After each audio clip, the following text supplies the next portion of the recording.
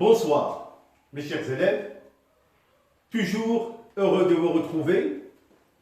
La capsule de ce soir va nous permettre de continuer l'étude des cours en chimie prévus pour cette année pour les sections SVT et PC, mais c'est un cours aussi qui sera utile pour tout étudiant, bien sûr, qui commence ses débuts pour connaître les notions de base en chimie. Alors, le thème de ce soir, nous allons étudier la réaction chimique. La première question qui se pose, qu'est-ce que c'est qu'une réaction chimique? C'est une transformation d'un système qui passe d'un état initial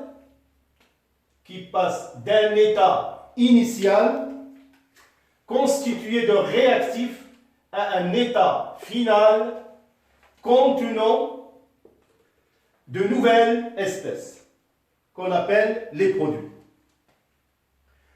Donc ça, c'est la définition d'une réaction chimique. Prenons un exemple. Soit la réaction chimique suivante. Alpha A plus bêta B donne, après transformation, gamma C plus delta D. Comme vous pouvez le remarquer, cette réaction a lieu dans deux sens. Le sens 1, qu'on appelle le sens direct de la réaction. 2, le sens indirect. Entre le sens 1 et le sens 2, le système atteint un certain état d'équilibre. Bien sûr que nous allons étudier quand on va étudier les réactions acido-basiques ou l'étude des piles ou les réactions d'estérification-hydrolyse. Alors, de quoi est composée cette réaction chimique? A et B, on les appelle des réactifs. C et D, des produits. Alpha, bêta, gamma, delta, appelés coefficients stéchiométriques. Alors, qu'est-ce qu'on peut dire sur l'état d'un système chimique? L'état d'un système chimique est caractérisé par sa pression, c'est au cours de la transformation, il y a formation d'un gaz. Sa température, il faut faire une petite remarque importante. C'est que il y a des transformations chimiques ou des réactions exothermiques qui dégagent de la température. Ou bien il y a des réactions endothermiques, ils ont besoin de la température. Il faut qu'on fournisse de la température au système réactionnel pour que la réaction peut avoir lieu. Et bien sûr, il y a des réactions athermiques, ils n'ont pas besoin de la température. Citons seulement l'exemple de cette année, les réactions d'estérification-hydrolyse. Alors, bien sûr, l'état d'un système chimique dépend de la composition des réactifs, en particulier le nombre de moles Na, qui représente la quantité de matière du réactif A, et N, indice B, le nombre de moles du réactif B, bien sûr, qui représente la quantité de matière du réactif B, à l'instant T est égal à 0. Là, je vais aborder une information que je considère, à mes yeux, vraiment capitale. Lors d'une réaction chimique, il y a conservation, pardon, là j'ai refait le mot conservation deux fois. Alors, il y a conservation d'entités chimiques, c'est-à-dire pas de conservation de la masse. Au cours d'une transformation chimique, il y a seulement la conservation des espèces chimiques. Je suis parti d'une masse initiale, cette masse va être modifiée à l'état final. Donc, il n'y a pas de conservation de la masse. Je vais vous expliquer cette idée parce qu'il est très important.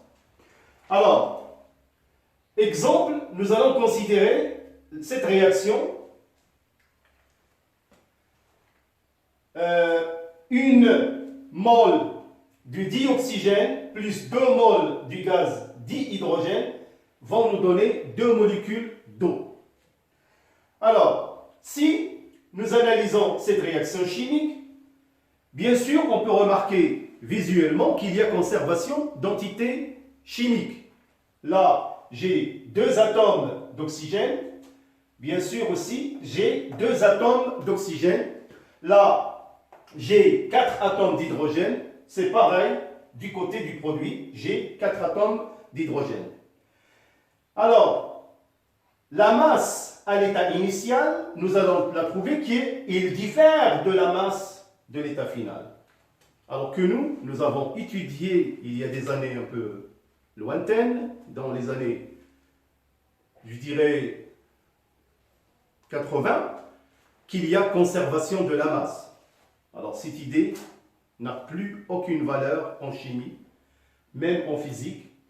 Pour l'expliquer, je vais prendre tout simplement l'exemple suivant. Mes chers élèves, cette année, en physique, nous allons étudier un chapitre aussi important appelé les transformations nucléaires ou la radioactivité. Dans l'une de ces paragraphes, nous allons étudier cette fameuse relation E égale mc carré. C'est la relation d'Einstein. E, c'est l'énergie du système. M, c'est la masse, ou bien sa masse. C, c'est la célérité aux vitesses de la lumière. Cette relation, qu'est-ce qu'il stipule, si j'ose dire?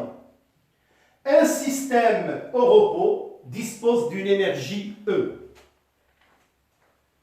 Vous verrez, mes chers élèves, en études supérieures, il y a toujours une certaine agitation atomique, même si le système est à l'état de repos. Alors, la variation d'énergie delta E s'accompagne d'une variation de masse que j'ai appelée delta M. Donc, delta M appelé le défaut de masse.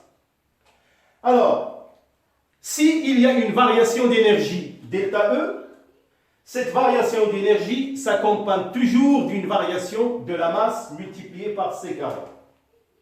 Pour cette raison, le passage d'un système d'un état initial à un état final s'accompagne d'une variation de masse qu'on appelle le défaut de masse. Ce qui prouve, encore une fois, que lors d'une transformation chimique, il n'y a pas de conservation de la masse, mais plutôt une conservation des espèces chimiques. Voilà. Alors, donc, conservation des espèces chimiques, pas de conservation de la masse. Je tiens à le préciser encore une fois, mes chers élèves. Maintenant, nous allons étudier de près une réaction chimique, cette réaction chimique dans l'ensemble, et nous allons établir le tableau de variation. Nous allons voir de près comment les quantités de matière Na et Nb à l'instant T0 évoluent au cours du temps. Et nous allons déterminer le réactif limitant et d'autres expressions que nous allons voir à tout de suite. Alors nous allons continuer, comme je vous ai dit. Nous allons établir le tableau d'avancement, appelé aussi tableau de description ou tableau d'évolution. Il faut savoir que ce tableau d'avancement, vous êtes obligé de savoir comment l'établir. Parfois dans les examens, en fin d'année, on peut vous le donner et on vous demande de remplir le processus réactionnel, parfois c'est à vous de le faire. Donc c'est très simple. Vous allez respecter le tableau comme c'est présenté sur votre tableau.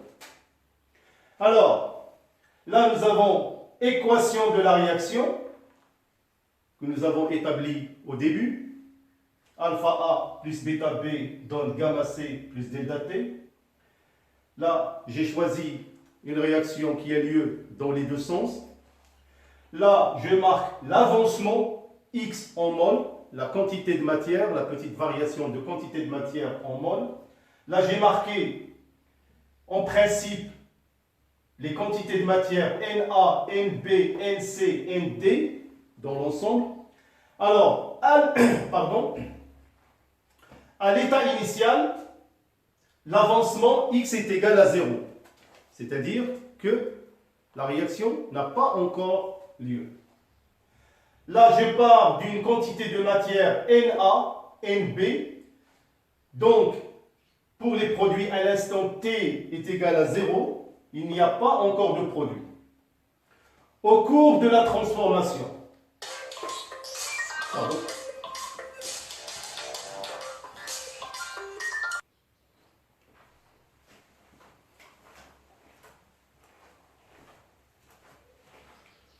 je m'excuse, on était coupé, mes chers élèves, donc je vais recommencer. Donc là, je pars de l'équation de la réaction, alpha A plus bêta B donne gamma C plus delta D. Donc là, j'ai un avancement X en mol avec des quantités de matière que j'ai notées. Là, c'est l'état initial, c'est-à-dire le système n'a pas encore évolué. Là, j'ai X mol, il n'y a pas encore d'avancement. En quantité de matière, j'ai Na et Nb. Ce sont les quantités de matière à l'instant T est égal à 0. Nc et Nd égale à 0. Les produits ne se sont pas encore formés. Au cours de la transformation, il y a X avancement qui s'est formé. Au niveau des réactifs, faites très attention. Na moins alpha X. Nb moins bêta X. Gamma X comme produit, delta X comme produit pour D. Faites très attention aux coefficients stéchiométriques d'une réaction chimique au cours de l'évolution du système. On arrive à l'état final. Là, j'ai un avancement de X final au X max. Tout dépend, bien sûr, des données de l'exercice. Alors, à l'état final, on a Na moins alpha X final, Nb moins bêta X final, gamma X final, delta X final. Donc, ça, c'est la manière comment remplir un tableau d'avancement. Bien sûr, on vous demande de déterminer le réactif limitant. Parce que cette réaction chimique ne va pas se poursuivre à l'infini. Alors, l'état final est atteint lorsque l'un des réactifs est entièrement consommé et que la transformation cesse. Ce réactif est appelé le réactif limitant. Comment on peut établir ce réactif limitant? Pour déterminer le réactif limitant, on formule deux hypothèses. On va établir l'équation l'équation 1, Na moins alpha X final égale à 0. L'équation 2, Nb moins bêta X final égale à 0. Bien sûr, nous allons établir ces deux équations qui sont bien sûr deux équations du premier degré. L'inconnu, c'est X final dans la première et X final dans la deuxième. Alors là, on va postuler les hypothèses suivantes. Si, là, mes chers élèves, comment j'ai trouvé Na sur alpha, c'est très simple. Alors, pour l'équation Na moins alpha X final égale à 0, alors je vais déplacer alpha X final du côté. Alors, Na égale X final alpha. Donc, ce qui fait Na sur alpha égale à x final. C'est très simple, c'est une équation du premier degré. Alors, si le coefficient Na ou le rapport Na sur alpha est inférieur au rapport NB sur bêta, cela implique tout simplement que A est le réactif limitant. Si le rapport Na sur alpha est supérieur au rapport NB sur bêta, bêta est le réactif limitant. Si les rapports Na sur alpha égale au rapport NB sur bêta, alors la réaction est dite stéchiométrique.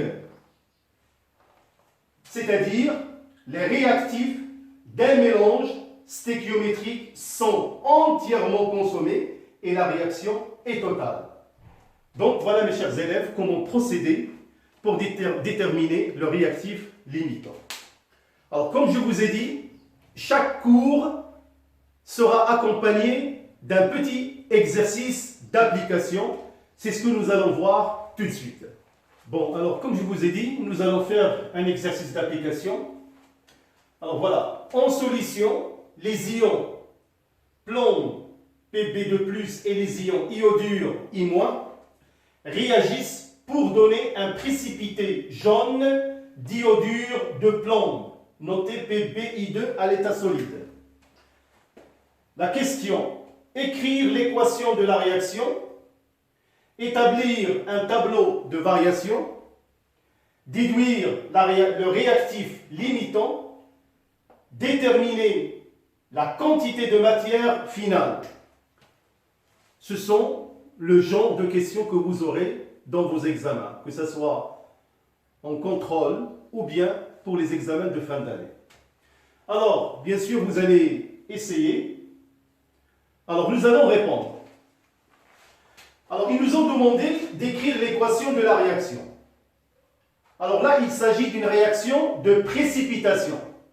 Pb2+ à l'état gazeux, à l'état aqueux, plus 2I- aqueux donne PbI2 à l'état solide. Ce symbole indique la précipitation. Donc, le produit est à l'état solide. C'est une précipitation.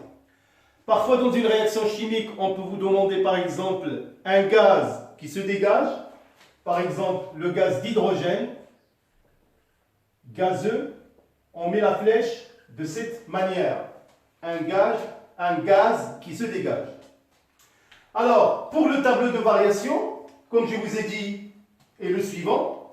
Là, j'ai mentionné que je n'ai pas donné dans l'exercice la quantité de matière à l'état initial, 5 moles des ions Pb2+, et 5 moles des ions iodure I-.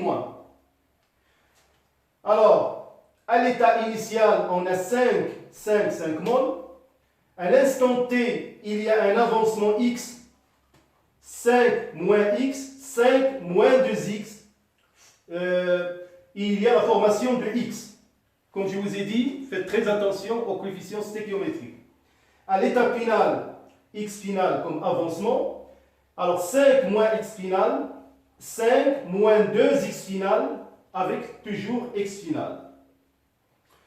Voilà, donc ça c'est le tableau de variation ou le tableau d'avancement. Alors la question numéro 3, déduire le réactif limitant. Comme je vous ai dit, nous allons formuler deux hypothèses. Le réactif limitant, soit Pb2+ le réactif limitant, on a l'équation 5 moins X final égale à 0, ce qui implique X final égale 5 moles.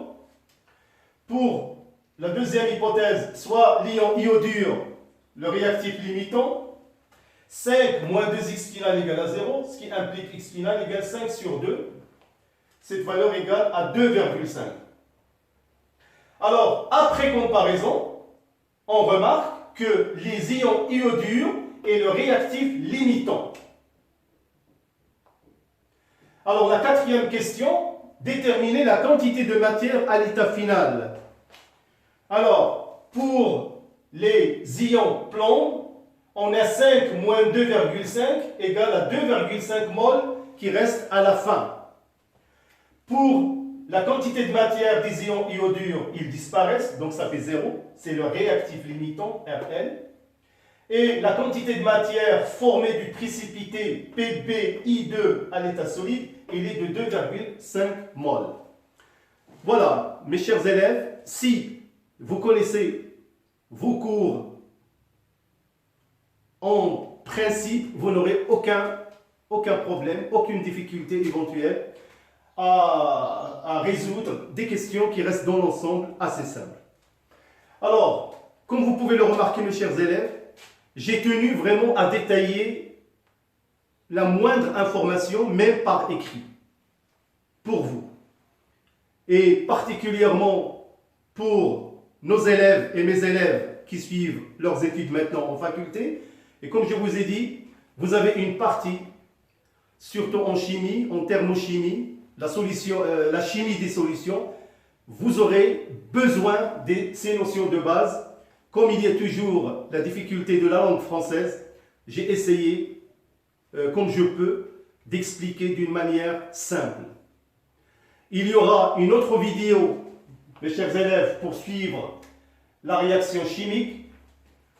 Dans les vidéos prochaines, nous allons étudier les réactions lentes, rapides, la vitesse d'une réaction, la demi-vie, le T1 demi, et bien sûr nous allons finir par étudier la réaction d'oxydoréduction et nous aurons des exercices d'application. Je vous remercie de votre attention encore une fois. Bon courage et à bientôt.